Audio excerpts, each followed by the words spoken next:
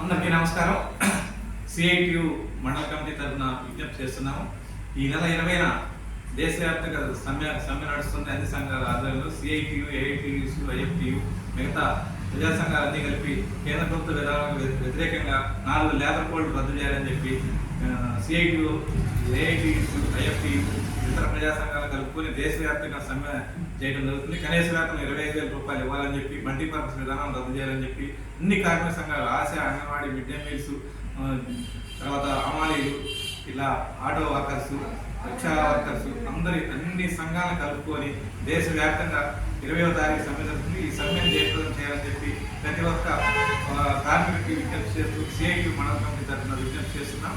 ఈ సమ్మె వల్ల ప్రభుత్వ విధానాలను తెలియజేయడం కోసం, భవిష్యత్ పోరాటాలను నిర్ణయించడం కోసం ఈ సమ్మె చాలా గొప్పది, దేశవ్యాప్తంగా జరుగుతుంది. కాబట్టి అందరూ సహకరించాలని చెప్పి విజ్ఞప్తి చేస్తున్నాం. అన్ని సంఘాలు కూడా 20వ తారీఖు సమ్మెలో పాల్గొనాలని చెప్పి సిఐటియు మండల కమిటీ తరఫున విజ్ఞప్తి చేస్తున్నాం.